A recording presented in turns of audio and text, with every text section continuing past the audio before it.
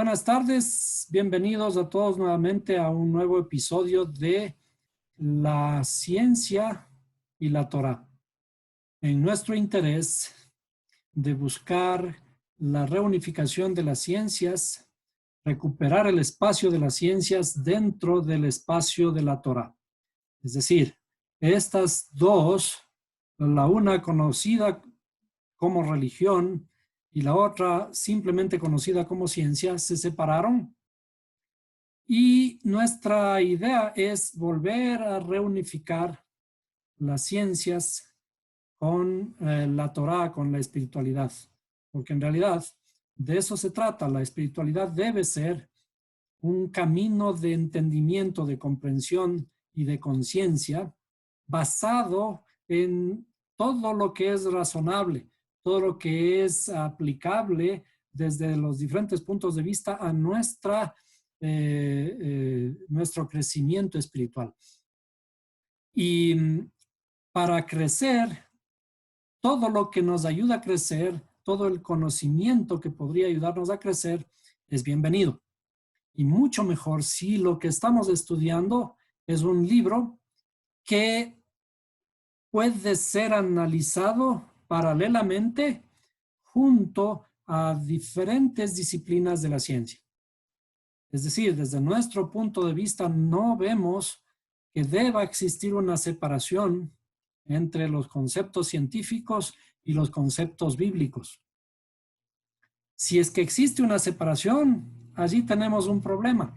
O no entendemos bien la escritura o no entendemos bien la ciencia, ¿no? Para poder tener una idea acorde desde todos los diferentes puntos de vista. Por eso he invitado siempre en que nuestras clases tengan que venir con papel, lápiz, calculadora, escuadra, compás, todo lo posible.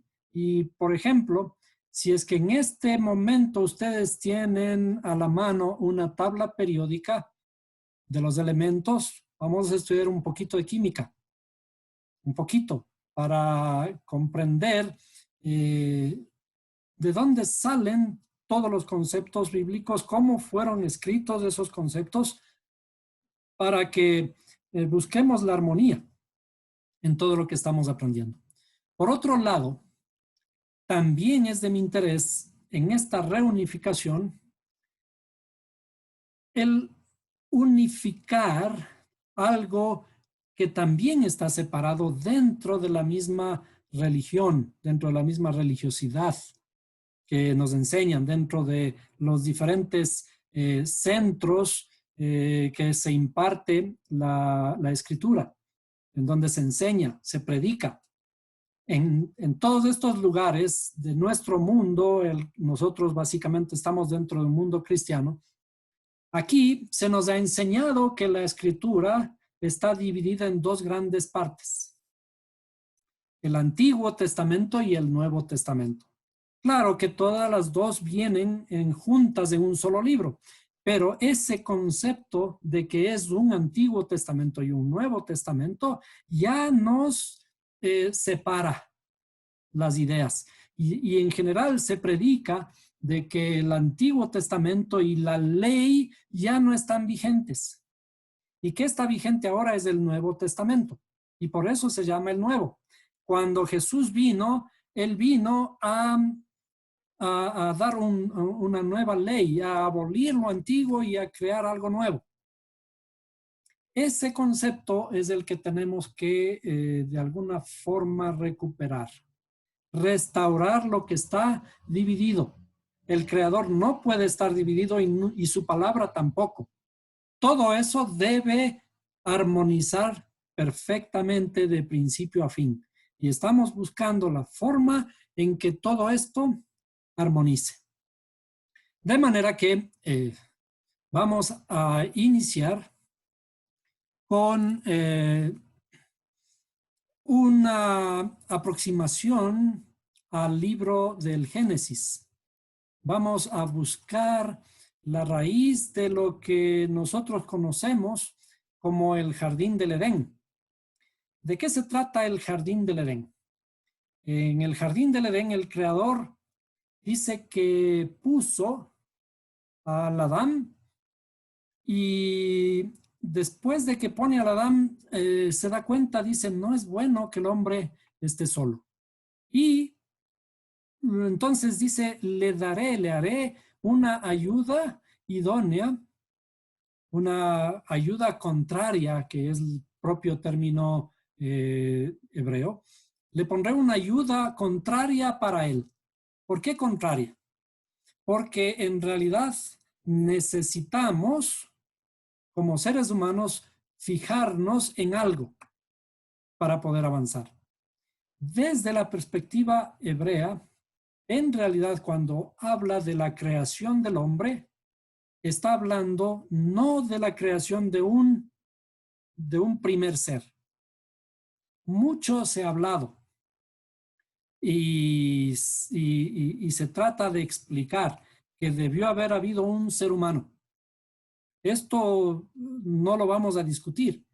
La Biblia, en realidad, cuando habla de la creación, particularmente de la creación del hombre, en realidad está hablando en plural. Y de hecho, cuando vemos en algunas Biblias, en las Biblias de estudio, en las referencias, cuando vemos la referencia de Adán, dice que creó Dios al hombre, en esa referencia generalmente dice aquí hombre equivale a humanidad. Es decir, cuando Dios crea al hombre, está creando a la humanidad. Desde la perspectiva hebrea, desde la profundidad, desde el secreto que está escondido, el creador lo que está es dándonos a entender una historia más profunda. Porque primero tenemos que poner ciertos parámetros para todo esto. El primero es, cuando leemos la escritura, tenemos que olvidarnos del tiempo. Es decir, la escritura es divina. Divina significa de arriba, que parece que estuviera detallada en historias que nosotros conocemos, historias de acá abajo. Pero la historia es una historia divina. Y por lo tanto, si es divina, arriba en el mundo del creador, no hay tiempo. El tiempo existe aquí con nosotros. Pero cuando nos acercamos a lo divino es de arriba, del cielo, del creador. Allí en ese mundo no hay tiempo. Por lo tanto, cuando comenzamos a leer la escritura y decimos, en el principio creó Dios los cielos y la tierra, esta idea de creó y con todo el mensaje posterior nos daría a entender, en realidad, el creador creó y dejó de crear y ahora ya no está creando. Pero cuando nosotros hablamos acerca de Dios, le llamamos el creador. Y con todo lo que hemos aprendido en la escritura, sabemos que Él es un creador continuo, sigue creando. Toda la creación se sostiene por su mano. Entonces, lo que existe en realidad se sigue recreando. O desde la idea un poco más científica, podríamos decir que lo que existe sigue evolucionando. ¿Por qué? Porque se sigue perfeccionando. Y esa es la idea que dice que el creador, cuando hizo los cielos y la tierra, en 6 días terminó su obra, y el séptimo día aparece la palabra descansó, pero en realidad no es descansó, se dice perfeccionó. Perfeccionó, y quitándole el concepto del tiempo, lo está perfeccionando. Porque si no, nos daría la idea de un creador que se cansó y tenía que descansar un día entero, ¿no? Y entonces, con todo esto, deberíamos tener cuidado de la interpretación de la Escritura para lograr el concepto fuera del tiempo. Todo lo que estamos estudiando tendría que ser estudiado desde una perspectiva divina, acá arriba. Y los conceptos que tratamos de impartirlos aquí es de enfrentar a todo lo que está escrito como una escritura divina. Inclusive, a nosotros nos enseñaron que los libros, hay ciertos libros en la Biblia, en el Antiguo Testamento, considerados históricos. Y vemos algunas partes inclusive de otros libros que no son históricos, pero ciertos capítulos que hablan de cierta genealogía, que habla de cierta descendencia o ciertos detalles que parecen históricos. Y generalmente en esos capítulos o en esos versos no reparamos, no pasamos mucho tiempo porque no entendemos. Entonces, sin embargo, en cada uno de esos detalles hay mucha información. Los libros, no están ninguno de los libros en vano. Cada libro, cada capítulo, cada versículo, cada palabra y cada letra y cada coma y cada punto tienen una razón de estar. Es decir, inclusive la palabra de él en su misma palabra nos dice que no debemos ni aumentar ni quitar uno de los caracteres, una simple coma y una simple tilde, que en realidad en hebreo son coronas y son las vocales, un puntito son las vocales. No debemos quitarlas porque estamos cambiando, podemos cambiar la estructura de la idea de lo que está tratando de enseñarnos. Es decir, lo que está escrito está perfecto. Y bajo ese esquema tenemos que analizarlo. En la creación aparecen los conceptos de Adán, Eva y la serpiente, ¿cierto? Hay tres elementos allí, dos personas y un animal. Y es curioso que en la escritura hay dos animales que hablan. El uno es la serpiente en el jardín del Edén y el otro es en otra historia, la historia de una burra, en la que iba montado un supuesto profeta que iba a maldecir al pueblo de Israel. Estos son los dos únicos animales que hablan. ¿Qué podemos decir de los animales que hablan? Los animales que hablan, en realidad, cuando leemos la literatura infantil particularmente, en esas historias, en esas fábulas, hay animales, hay personajes en forma de animal que hablan. Pero cuando analizamos esas historias, que parecen no tener mayor sentido, sino una cosa muy linda, hermosa, en la que inspirarse, y cuando vamos al cine salimos volando, románticos de la historia. En realidad, allí en esas mismas historias deberíamos encontrar el verdadero significado. En algún momento hablábamos del significado de la historia de La Bella y la Bestia, por ejemplo, La Caperucita Roja, o cualquier fábula que hayamos escuchado. ¿Por qué estas historias fabulosas, estas fábulas, cuando nos las enseñaron cuando éramos niños, probablemente una, quizás dos veces, y aún así no las hemos olvidado? ¿Por qué cuando nos enseñan cosas muy lindas, historias fabulosas, pero con estos detalles de animalitos que hablan o de niñas que están vestidas de rojo, cosas así, ¿no es cierto? ¿Por qué esas historias no las olvidamos? Entonces, el asunto es que tenemos que lograr reconocer que hay formas de hablar, pero las formas que nosotros utilizamos para hablar, cuando utilizamos los mejores argumentos, cuando utilizamos las mejores figuras literarias, esas historias se convierten en fábulas. ¿Por qué son fábulas?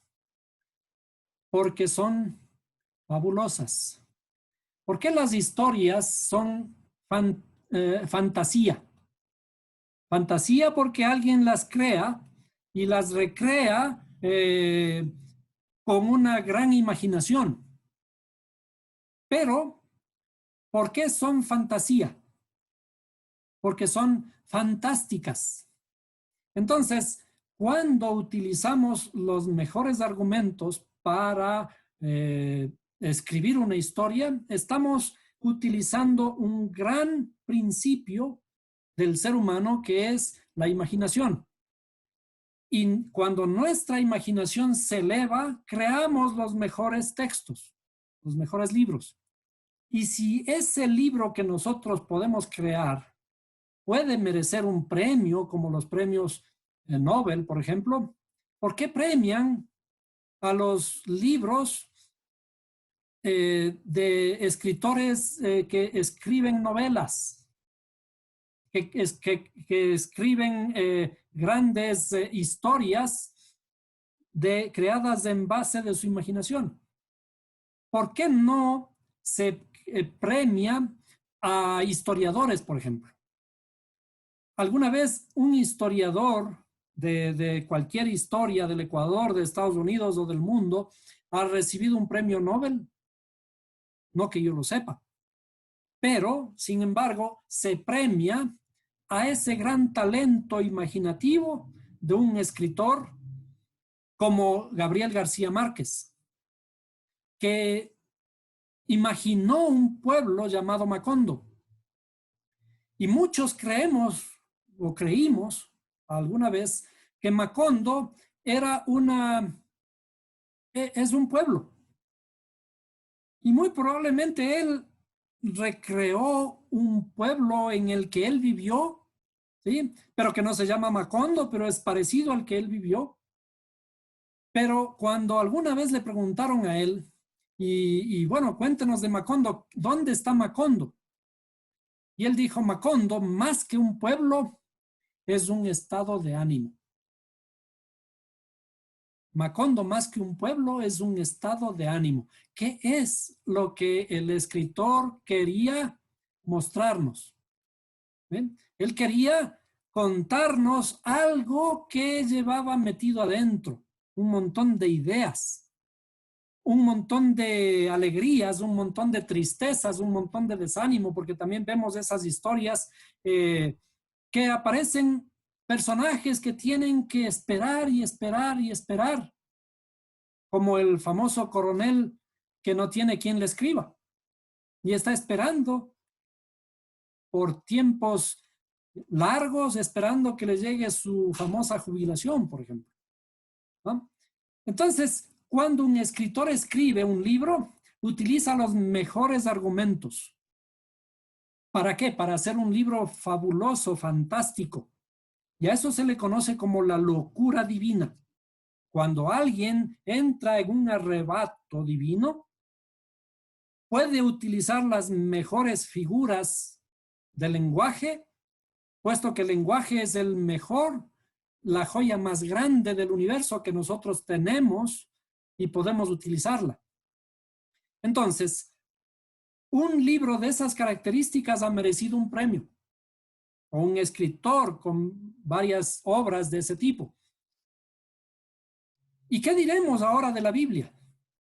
La Biblia es un libro que deberíamos entender palabra por palabra literalmente lo que está escrito allí?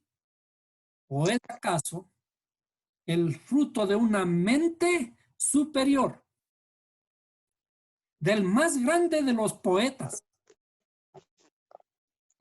¿No será que el libro es acaso fruto de una mente divina? Una mente divina que utiliza los más grandes argumentos, los más grandes artilugios del lenguaje. Y además de eso, utiliza un lenguaje de tal forma estructurado que encontramos en solo estudiar el lenguaje y las palabras utilizadas, las que fueron escritas en la Biblia, encontrar la más grande sabiduría. Entonces, vamos a tratar de encontrar esto dentro de las palabras escritas en la Biblia. Cuando habla de la historia de Eva, Adán, Eva y la serpiente, tenemos que aprender a reconocer justamente estas cualidades descritas allí. Por eso decíamos al inicio, cuando la Biblia habla de Adán terminado en M, en realidad está hablando de la creación de toda la humanidad. Este es el primer principio. Tenemos que quitarle el tiempo. Es decir, cuando habla de la creación del Adán, no está hablando inclusive de esa historia que ocurrió hace casi 6,000 años, sino que tiene la ventaja de ser la creación mía propia.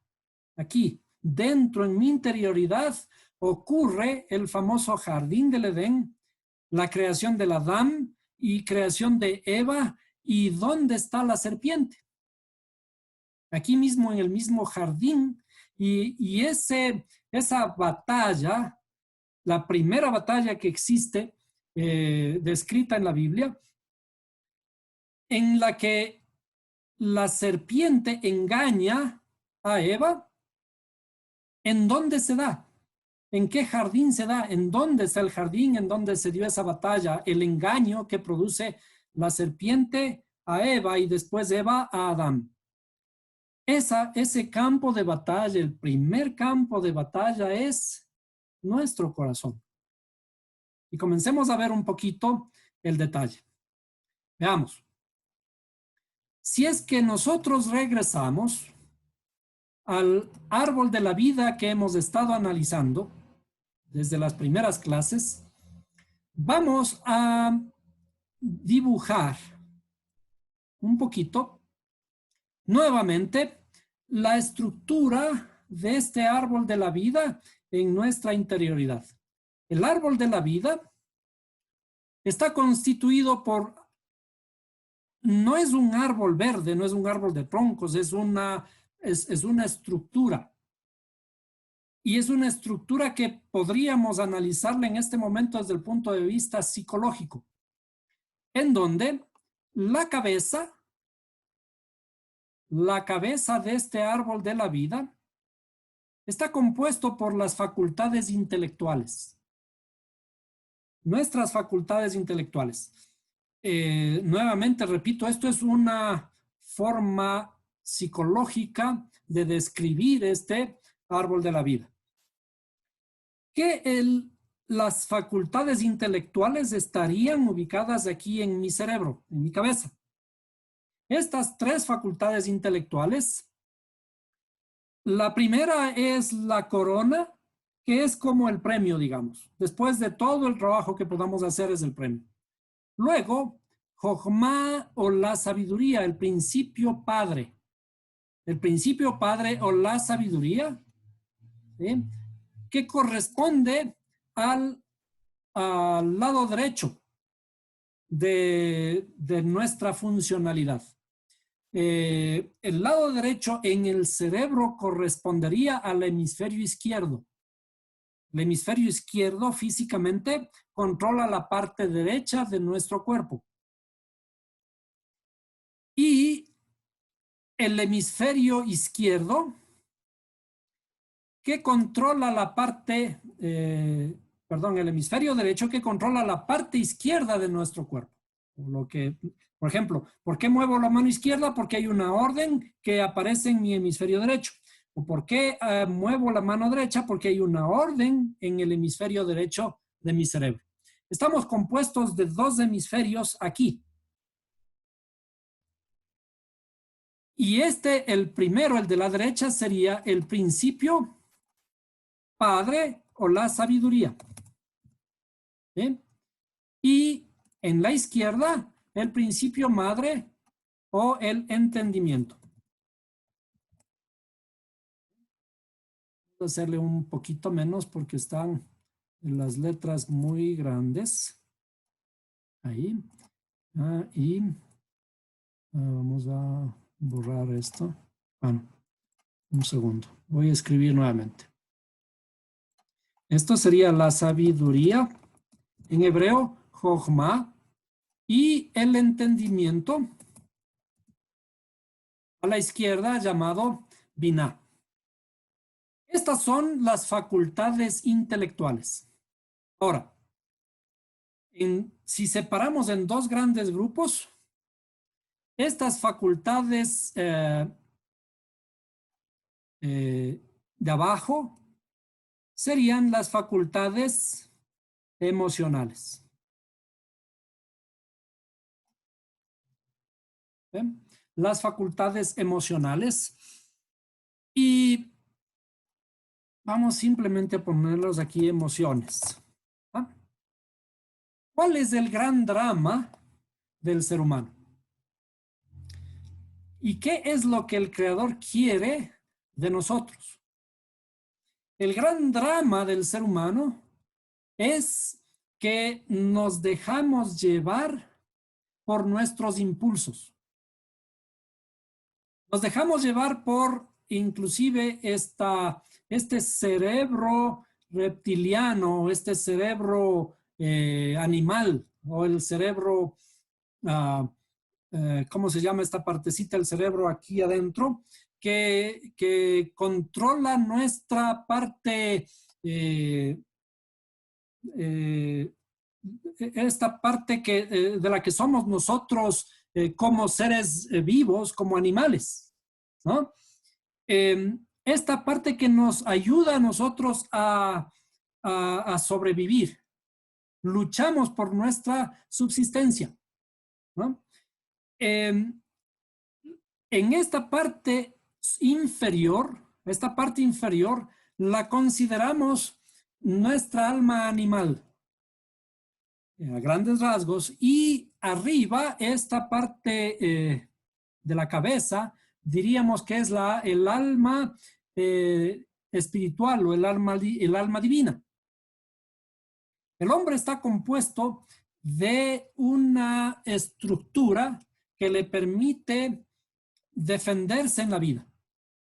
Defenderse como cualquier animalito. Si es que hay algo que yo tengo que hacer para defenderme, allí actúo. Y sin embargo, pese a todo eso, también hay una inteligencia que me motiva a adaptarme y a compartir. En la parte reactiva, en la parte de mi naturaleza animal, yo puedo ser muy egoísta.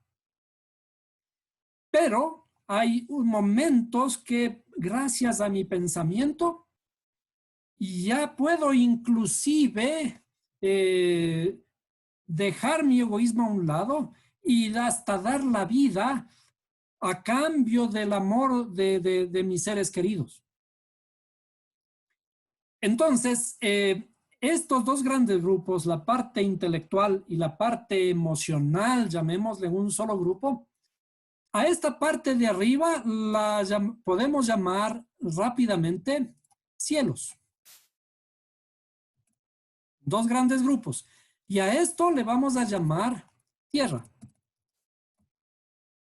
Entonces, cuando la Escritura dice, en el principio creó Dios los cielos y la tierra, tenemos que comenzar a hacer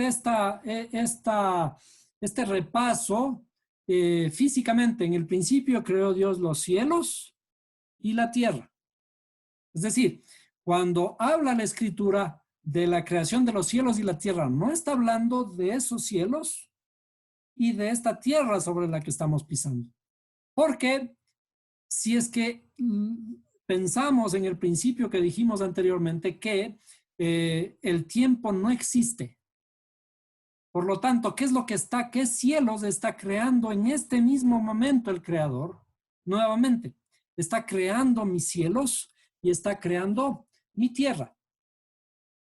Ahora, también se pueden llamar a estos cielos el principio masculino o varón. Y a este el principio femenino o mujer. Es decir, cuando, principio femenino, varón, mujer, sí. Cuando en la Escritura hablamos de que dice varón y hembra los creó, en realidad allí está hablando de la parte que constituye a la humanidad. Vamos a abrir en el libro de Génesis 5:2. En el libro de Génesis 5:2. Lo vamos a compartir aquí. Dice. Y leamos desde el 1, ¿no? Dice, este es el libro de la descendencia de Adán. El día en que creó Dios al hombre, a semejanza de Dios lo hizo. Macho y hembra los creó y los bendijo. Y llamó el nombre de ellos Adán, el día en que fueron creados. Entonces aquí surge la primera pregunta. ¿Cuál es el nombre de estos dos seres que creó Dios? Nosotros podemos con seguridad decir que aquí dice, macho y hembra los creó y los bendijo y llamó el nombre de ellos Adán. Adán. Es decir, a los dos. Los dos se llaman Adán. Cuando nosotros vemos a Eva, vamos a ver de qué conceptos está hablando. Pero este verso es un verso fundamental para que nosotros podamos entender que en realidad aquí está hablando de la estructura del ser humano. No está hablando de un hombre que fue creado al principio, sino que está hablando de nuestra estructura como seres humanos. El ser humano está constituido de macho y hembra. Y veamos qué palabras utiliza aquí para varón. Varón es Zahar, ¿sí? Y hembra es Nekeba. Bueno, ¿a dónde nos llevan estos dos conceptos? Volvemos a la estructura que estábamos hablando acá. ¿Sí? El hombre está creado de dos principios, un principio masculino y un principio femenino. El primer concepto que vimos sería que esta parte intelectual y esta parte emocional son los dos grandes grupos que corresponden a este varón y mujer, como vimos hace un momento. Varón sería la inteligencia y mujer sería las emociones. ¿Por qué las emociones representan el aspecto femenino del ser humano? Las emociones son las más hermosas del ser humano. Las emociones, si es que nosotros las utilizamos correctamente, son las más hermosas. Y por eso corresponden al corazón. Y aquí están simbolizando como el centro en el corazón, ¿cierto? Y aquí en esta parte del cuerpo. Aquí está abajo está el corazón. ¿Dónde está el cerebro? ¿Dónde está la inteligencia? Acá arriba. Y el corazón está abajo. ¿Y qué diríamos que está arriba? Arriba están los cielos. ¿Y abajo qué está? Abajo está la tierra. ¿Cierto? Arriba los cielos y abajo la tierra. A esos conceptos que tampoco son físicos, sino estamos hablando de una estructura psicológica. Porque también no es que aquí están mis emociones. Mis emociones, en realidad, todo se concentra aquí, en estos dos hemisferios. Pero cuando hablamos psicológicamente, el hemisferio derecho está representado por nuestro corazón. Las emociones, nuevamente, son las más hermosas de nuestra interioridad. La inteligencia es fría. El razonamiento es frío. Pero el corazón generalmente es caliente. ¿Por qué le llamamos caliente? Porque cuando nos enamoramos, por ejemplo, el corazón bombea muchísimo, ¿no es cierto? Y me sube la sangre a la cara y nos ponemos rojos, nos ruborizamos cuando tenemos una alegría, una emoción muy fuerte, ¿cierto? Entonces, cuando el creador está hablando de la creación del Adán, está hablando de estas dos estructuras. Dice varón, vamos a ponerle aquí, varón y mujer. Cuando entendemos esto, entonces podemos entender lo que viene después. ¿Qué dice en la escritura que cuando hubo el problema de Eva, que le sedujo a Adán? Bueno, primero la serpiente, ya vamos a ver en dónde está. Cuando la mujer le da el fruto prohibido a Adán, y el creador le dice, ¿qué pasó? ¿Qué hicieron? ¿No es cierto? Le pregunta al hombre, a Adán, le dice, ¿qué hiciste? ¿Qué le responde Adán? La mujer que tú me diste. Ella me engañó. La mujer que tú me diste. Entonces, nosotros con inteligencia, la cabeza, en nuestra inteligencia, normalmente pensamos fríamente.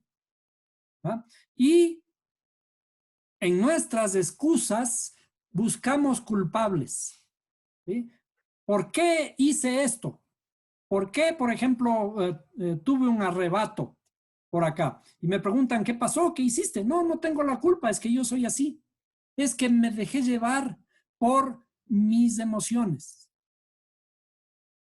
¿Cierto? Cuando nosotros actuamos sin inteligencia, normalmente le culpamos a nuestras emociones. Es que yo soy así, así nací. ¿Y por qué nací así? Si en realidad nosotros tenemos una inteligencia suficiente como para sobrepasar aquel diseño que nos dieron y dejar de ser esos tipos emocionales que nos dejamos arrebatar por las emociones nuestras, que a veces nos llevan a consecuencias indeseables. Bueno, cuando hay un desequilibrio entre la mujer y el varón, es decir, cuando el creador dice que les expulsa a la pareja, es porque ahí entramos en desequilibrio. Cuando el creador expulsa a la pareja del jardín, le dice, el varón se enseñoreará de ti. O sea, este de aquí va a estar arriba, ¿sí? Sobre la mujer. Y dice, de la mujer dice, y dice, tú te sujetarás a tu marido y tu deseo será para tu marido. ¿Y por qué habla de deseo aquí? Porque justamente a la mujer le corresponde esta parte emocional. Pero no estoy hablando de las mujeres, sino de la estructura del ser humano. ¿sí? Dentro del ser humano, nuestra estructura, como vimos en Génesis 1:2, estamos constituidos de varón y mujer. Y en ese varón y mujer, la mujer es la parte emocional. ¿Por qué esta diferencia entre los dos? Porque aquí en nuestro cerebro tenemos dos componentes. El uno está orientado hacia el razonamiento frío y calculador, y el otro es un componente más emocional. Pero para que exista un equilibrio en nosotros, en nuestra interioridad, estos dos deben tener armonía, deben crear lazos estructurales, neuronales de comunicación. Y cuando nosotros no hemos aprendido a comunicarnos, entonces nos dejamos arrebatar por las emociones. Es decir, cuando digo que he perdido el control, cuando me dejé llevar por mis emociones, cuando he perdido también los estribos, ¿cierto? Cuando me he dejado llevar por cuando pienso con la barriga, con mis vísceras, ¿cierto? Entonces, desde este punto de vista, el jardín del Edén perdimos cuando no hemos podido controlar en forma inteligente a nuestras emociones. De hecho, cuando vamos hacia los pensamientos científicos respecto de las emociones,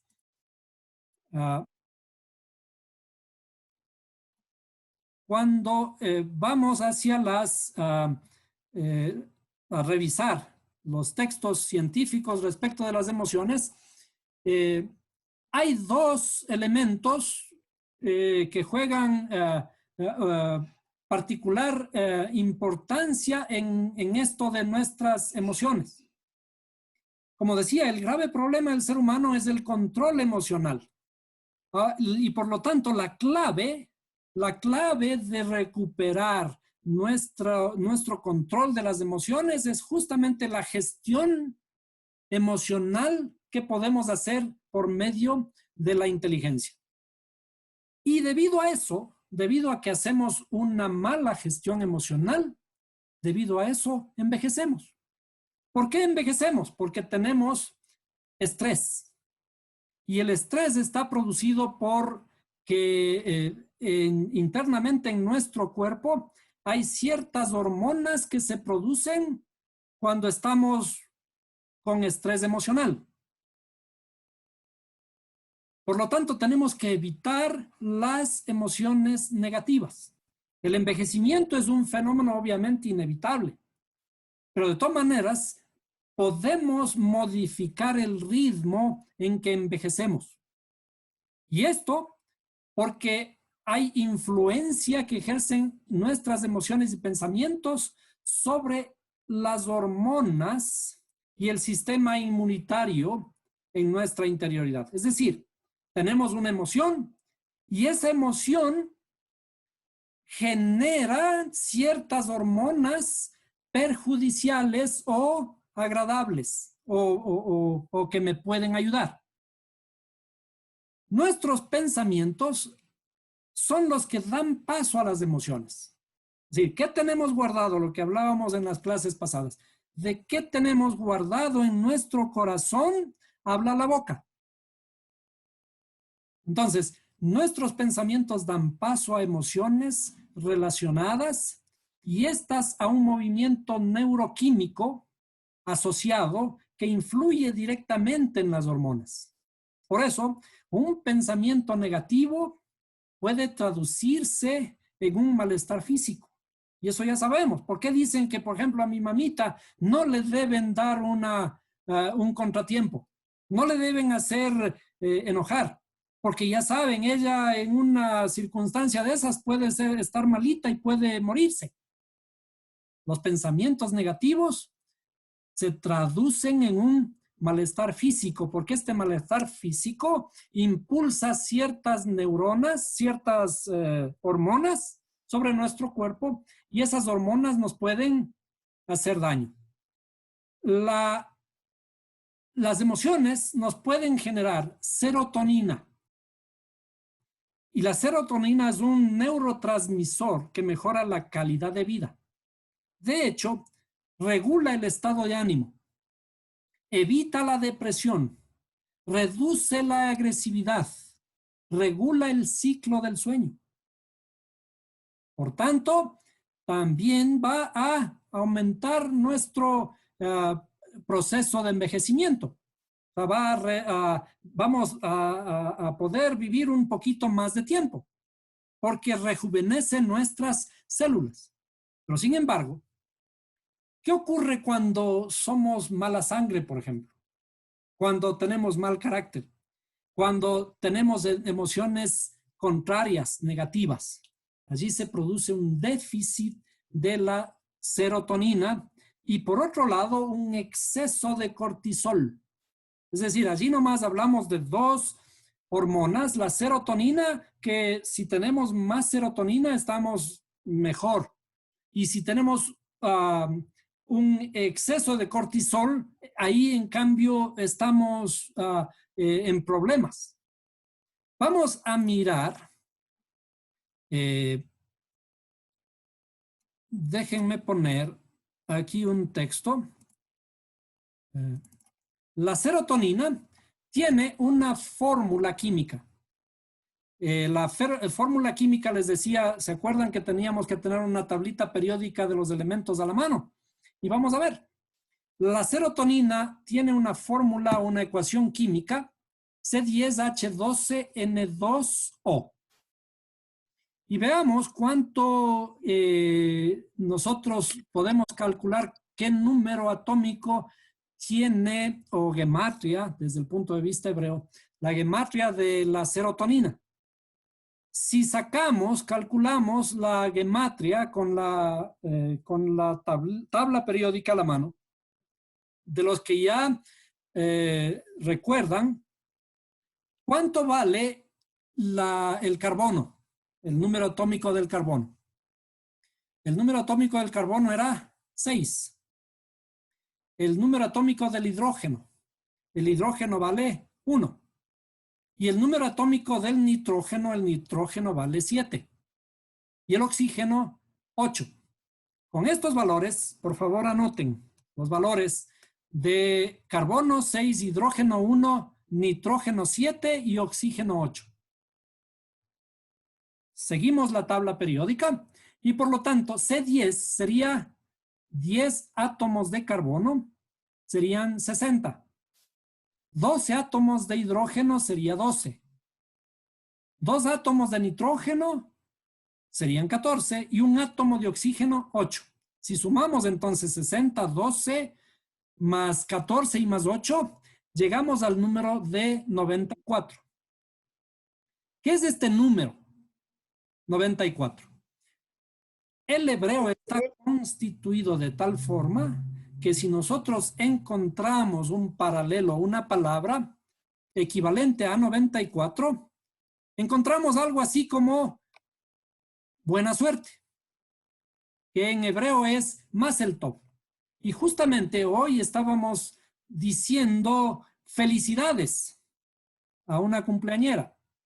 Mazel Tov en hebreo. Mazel Tov, que tengas buena suerte. En realidad no es que tengas buena suerte, sino que tengas la habilidad para enfrentar de una mejor forma todo lo que se te atraviese en el destino o en la vida, ¿no? Mazel Tov en hebreo. Y Mazel Tov tiene la misma gematria. A ver si me ayudan con los cálculos. ¿Sí? Mazel Tov es una mem, una zain, lamed, Tov, Tet, Vav y Bet. Entonces sería 40 más 7 más 30 más 9 más 6 y más 2. Es decir, si sumamos estos valores, tenemos el mismo valor de la serotonina. La serotonina dijimos que debemos tener en abundancia. Y cuando encontramos que la palabra Mazel Tov, cuando tengo grandes augurios y momentos felices, estos me producen serotonina. Y también puedo brincar, saltar. ¿Se acuerdan que dice en la escritura, y saltaréis como cabritos de la manada? Este saltar es salaf, que tiene asimismo una gematria de samej, que vale 60, lamed, que vale 30, y dalet, que vale 4, que tenemos 94. Entonces, químicamente, la serotonina está estrechamente relacionada con las palabras hebreas, más el tov y saltar de felicidad. Es decir, si estamos alegres, como en estos momentos de los cumpleaños, etcétera, esos, ¿por qué son buenos momentos? Porque me ayudan emocionalmente. En las emociones me produce serotonina y puedo estar mejor. ¿Sí? Como habíamos visto, la serotonina, cuando tengo un déficit, estoy mal. Pero ¿qué es lo que tengo que hacer? Subir la serotonina. Y ahora, el cortisol. ¿Qué pasa con el cortisol? El cortisol tiene una gematria de una fórmula química, el C21, H30 O5. Se produce estrés. C21, H30 O5 y el cortisol produce estrés. Veamos. ¿Cuánto sale la gematria del cortisol? El cortisol tiene una gematria de 196. Veamos. Carbono es 21 veces 6, ¿cierto? El carbono vale 6, sería 21 veces 6, más 30 del hidrógeno y más 30 de 5 por 8, 40 del oxígeno, ¿cierto? Con una calculadora en mano, calculemos el valor o la gematria del cortisol. Y el cortisol tiene una gematria de 196. Y justamente esta palabra corresponde al Mar Rojo. ¿Qué ocurrió al pueblo de Israel cuando estaba saliendo recién de Egipto? Cuando sale de Egipto, se encuentra frente al mar y en ese momento comienzan las murmuraciones y dicen, pero ¿qué pasa? Mira, ya estamos entrampados aquí y ya nos persigue el faraón. ¿Cómo hubiéramos estado nosotros si estuviéramos en esas circunstancias? Terrible. Y con el cortisol en exceso, ¿cierto? ¿Por qué? Porque estamos enfrentados a un grave problema. Y en este caso, el Mar Rojo en hebreo es Yam Suf.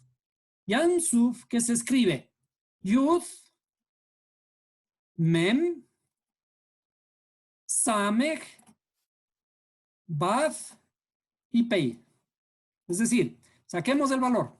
Sería 10 más 40 más 60 de la Samech más 6 y más 80. Y esto debe dar 196. Es decir, también aquí tenemos una correlación entre las palabras hebreas y la química, porque debe estar estrechamente relacionado. También correspondería a una palabra llamada cerradura o candado. Cerradura es cuando queremos, por ejemplo, protegernos nosotros. ¿Qué hacemos cuando hemos sentido una emoción muy fuerte, emocional, negativa? Una emoción negativa, gracias a algún trauma, algún evento difícil que hemos enfrentado. ¿Qué es lo que hacemos? Nos ponemos una cerradura, una coraza alrededor para poder defendernos. Pero esa coraza se queda allí protegiéndonos perennemente, pero nos impide avanzar. Y esta cerradura también tiene una gematria de 196 que corresponde a la palabra manul. Y también hay una palabra muaf, que es oscuridad o tinieblas, que tiene la misma gematria. Entonces, ¿qué implica esto? Que nosotros cuando estamos en estos problemas, enfrentando estos problemas, tenemos que manejarlos de tal manera que no afectemos a nuestra salud. La queja solamente sirve para expresar el malestar que sentimos en un momento puntual. Pero después, si seguimos con la queja, esta queja pasa a ser realmente inútil. O más bien, pasa a ser nuestro problema. Si al inicio nos quejamos porque me da dolor, porque estoy enfermo, ¿no es cierto?, con malestar. Pero si pasa el tiempo y sigo quejándome y quejándome y quejándome en ese mismo estado emocional, entonces ese estado emocional me va a seguir produciendo esas hormonas que me perjudican. Por eso no debemos permitir estas quejas y los pensamientos negativos nos dominen, porque finalmente generan cortisol. Y el cortisol es el perjudicial para nuestra salud. Por tanto, ¿qué debemos hacer? Prestar atención a nuestros pensamientos. Porque nuestros pensamientos aquí es en donde se convertirán en palabras. ¿Se acuerdan? En el desarrollo que estábamos hablando de nosotros, ¿cuáles son las vestimentas del alma? Las vestimentas del alma es el pensamiento, el habla y la acción. Después de hablar, tenemos que prestar atención a nuestras palabras, porque las palabras se convertirán en actitudes, en acciones. ¿Cierto? Y también esas actitudes, porque esas actitudes luego se convierten en conductas, cuando ya comenzamos a hacer las costumbres. Y además esas conductas luego se convertirán en carácter, en lo que somos. Y luego ese carácter, porque ese carácter, ese ser, lo que somos nosotros, se va convirtiendo prácticamente en la biología de lo que soy. ¿Qué significa en biología? Que puedo enfermarme. Cuando finalmente mis palabras, que se convierten en actitudes, primero mis pensamientos se convierten en palabras, luego en actitudes y luego en carácter, y cuando pasa el tiempo, a la final se convierten en algo físico, en algo biológico, que pueden ser nuestras enfermedades. Por eso, inclusive ser sociable, activo y sonriente nos va a producir un alargamiento de nuestra vida, o lo que conocemos como un envejecimiento saludable. Entonces, regresando a nuestro problema original, el que estuvimos en el jardín del Edén, se produce esa ruptura de nuestro control interno. Es decir, cuando vemos que la serpiente engaña a Eva y Eva le engaña a Adán, en realidad lo que está ocurriendo es el drama original de nuestras almas, de todas nuestras almas. Volvemos otra vez a nuestro diagrama del árbol de la vida. En el árbol de la vida, revisemos otra vez. Todo esto corresponde en términos psicológicos. La parte de arriba, decíamos, es el Adán. Y esto lo vamos a comprobar en la siguiente clase, ¿no? Vamos a hacer asimismo gematrias respecto de esto. Esto es la parte intelectual que está citada en la cabeza, o lo que le pusimos el nombre de Adán. O vamos a decir simplemente varón. ¿Sí? El Adán. ¿Sí? Luego, Ahora vamos a hacer una diferenciación de esta parte inferior.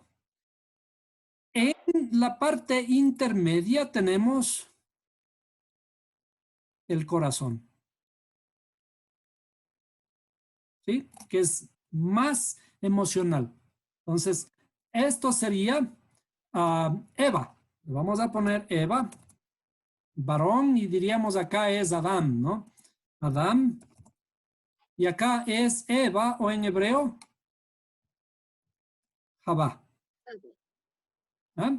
Y si vamos un poquito más abajo, le vamos a poner esto aquí. Esta parte corresponde, hagámosle de otro color, perdón, vamos a ver, aquí sería. Esta sería la parte que corresponde a la serpiente.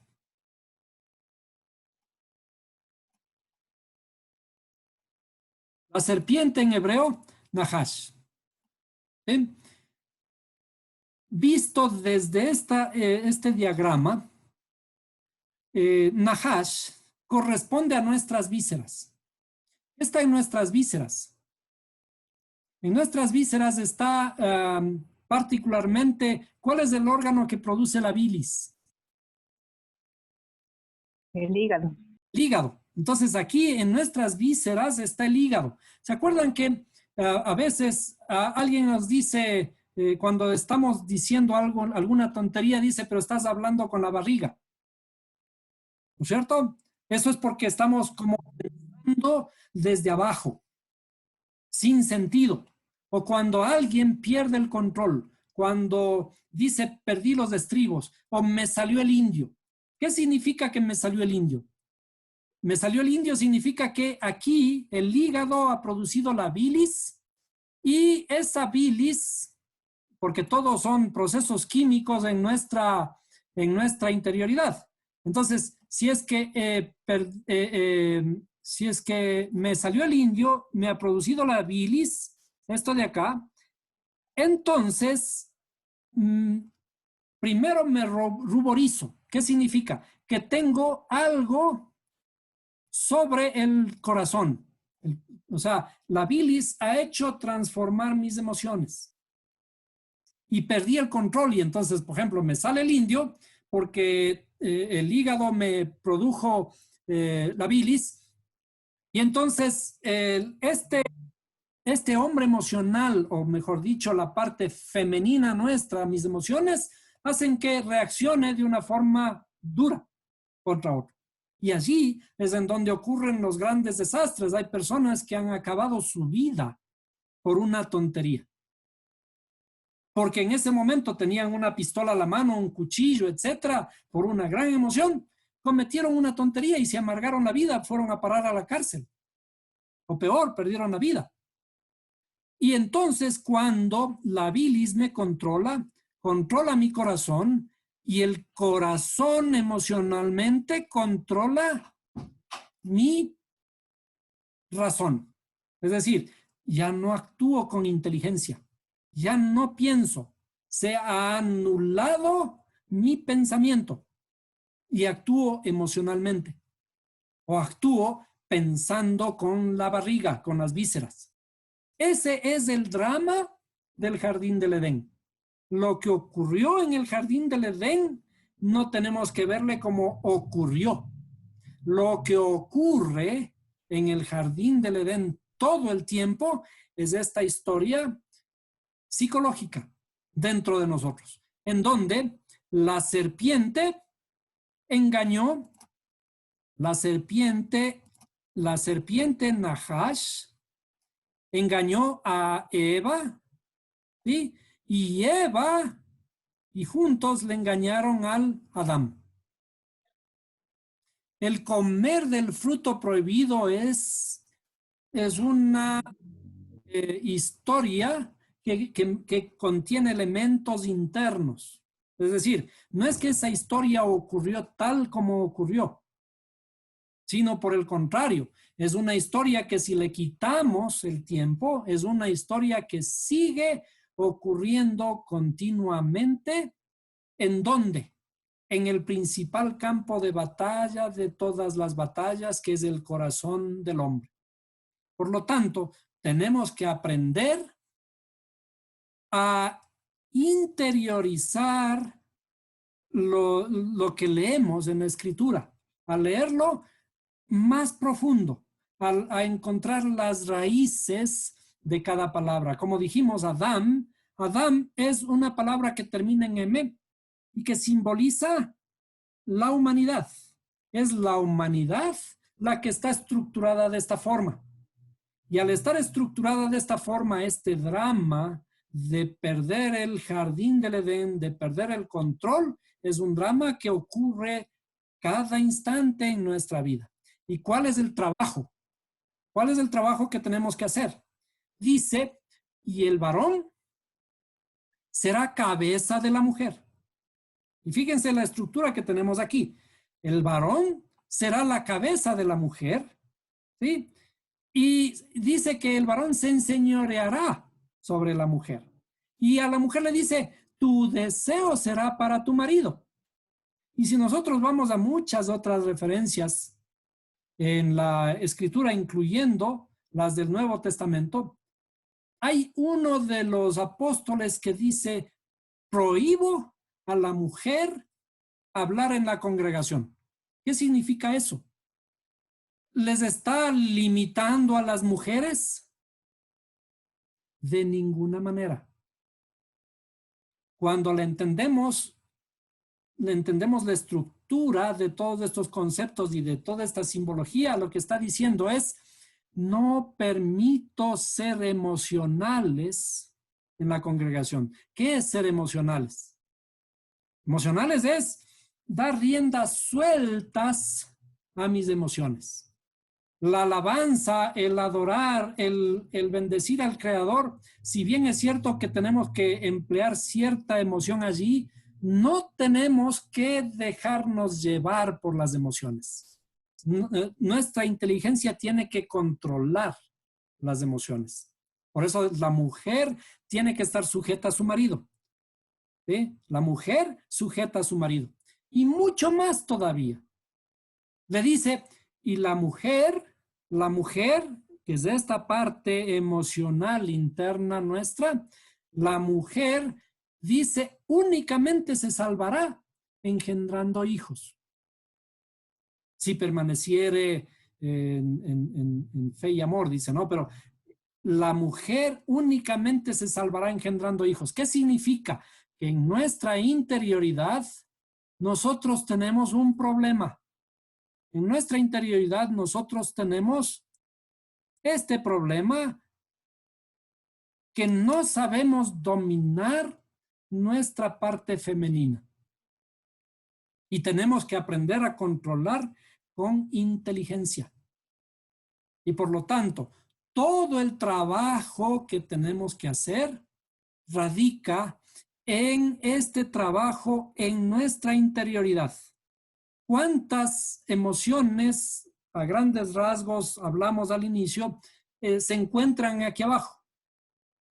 Si nosotros comenzamos a contar 1, 2, 3, 4, 5, 6 y 7, ¿cierto? Estas 7 emociones corresponden a las luces que deben estar encendidas en el lugar sagrado del templo. ¿Se acuerdan? Cuando leemos la escritura decimos, qué bonito que la lámpara de 7 luces estaba encendida todas las 24 horas en el templo. Pero eso es una representación en realidad de lo que ocurre aquí. ¿Cuál es el templo que nosotros debemos cuidar? ¿Cuál es el templo que tiene que estar iluminado todas las 24 horas? Y dice, porque vosotros sois el templo del Espíritu Santo. ¿No es cierto? Y no está hablando este cuerpo, está hablando mi alma. Entonces, las 7 cualidades emocionales de mi alma tienen que brillar y tienen que ser encendidas y prendidas con aceite. Ya hemos de ir al detalle de todos estos elementos de por qué el aceite y qué es la luz. Entonces, cuando encendemos estas 7 luces iluminan el lugar santo de mi templo, de mi cuerpo. Luego hemos de ver qué ocurre con el famoso lugar santísimo. Aquí, en el lugar santísimo, el sagrado de los sagrados, que es lo más profundo de nuestro templo. Entonces, todo lo que vemos en la escritura, esos detalles que están descritos allí, tenemos que reflejarlos y ver cómo se asocian hacia la estructura de mi alma. Porque todo lo que parecía ocurrir allá en el templo con la destrucción que hubo y todo eso, en realidad es un reflejo, es una historia de lo que ocurre en mi interioridad. ¿Cuántas veces fue destruido el templo? Y todavía tiene que ser reconstruido una tercera vez. Y no está hablando de ese templo, de esas piedras, está hablando de mi interioridad. Entonces, ¿hasta ahí tienen alguna pregunta? La gematria del carbono, de esa fórmula química del carbono, a mí me da 13. Y eso se saltó y está de aclarar esa partecita. Bueno, veamos. Es una buena observación. Déjenme ver si es que le logramos poner otra vez. A ver.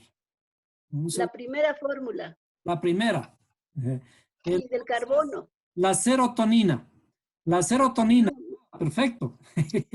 No lo había revisado y me parece una observación excelente. ¿No? La serotonina es la que nosotros necesitamos para estar bien, ¿no es cierto? Es la que reconstruye mi interioridad. Cuando estamos gozosos, cuando estamos en celebración constante, más el top, cuando tenemos buena suerte, no es buena suerte, sino estamos trabajando correctamente sobre nuestra interioridad, tenemos una gematria de 94.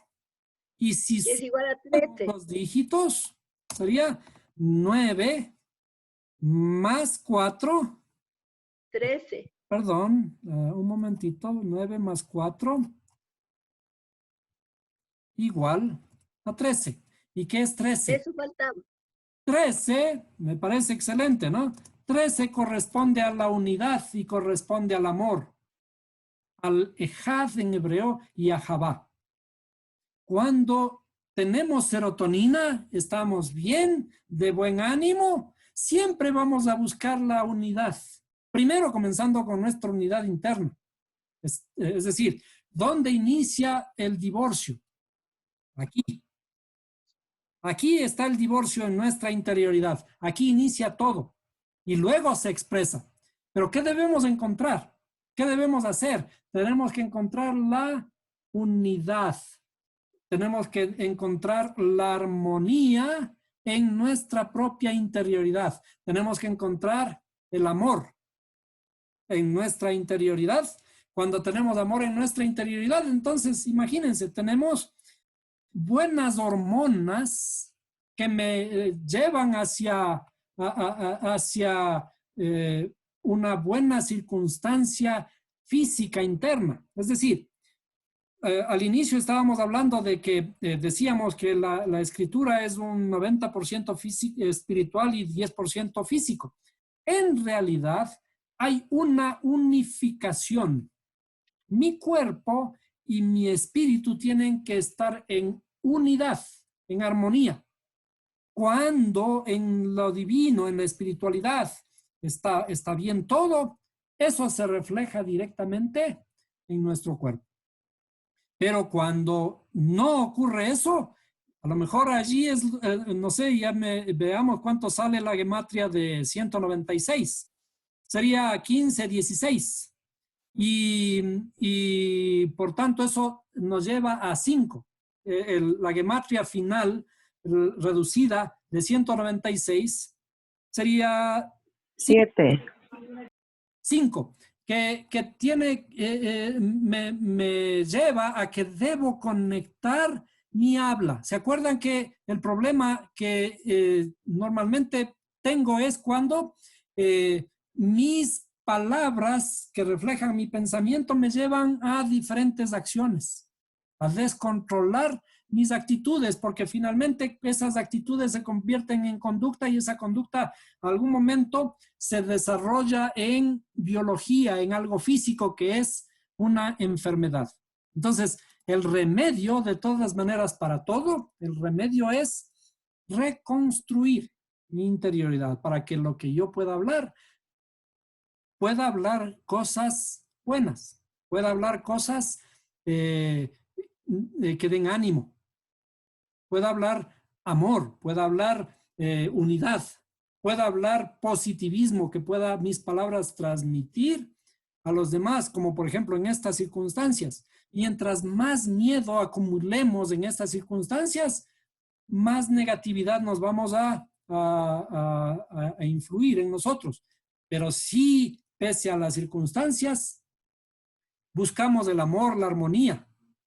Entonces vamos a estar en un estado que no esté vulnerable. Y el virus ataca cuando no tenemos defensas. Entonces, la Biblia, la Torah, siempre es un camino de la reconstrucción de nuestras emociones, porque las emociones son los más grandes atributos del ser humano, los más hermosos del ser humano, cuando lo sabemos controlar, cuando lo sabemos controlar con inteligencia. ¿Alguna otra pregunta? Sí, otra observacioncita que es muy buena, la de Blanquita. Hay otra observación que el 94, si tú le das la vuelta, es 49. Estamos justo en el tiempo que tenemos que tener esa reflexión. Y Excelente. abajo dice, en el cortisol entonces sumados da el número 7. Entonces cuando restauramos nuestras 7 sefirot, que es en este conteo de Homer, justamente llegamos a la mujer virtuosa. Entonces es una buena observación porque ahí estamos unánimes y en Ajabá. Entonces todo este tiempo estamos realmente haciendo el estudio de nuestra alma hasta cuando terminemos el conteo de Homer. Excelente. Esa es la observación. Excelente. Fíjense cómo ahora ya con todas las herramientas que comenzamos a conocer, ya tengo buena ayuda en línea porque me ayudan a completar esta información que logré analizarla en la mañana para poder compartir con ustedes. Y todavía tenemos pendiente esta conclusión porque vamos a analizar un poquito más en detalle esto de Adán, Eva y la serpiente. Bueno, ¿qué más?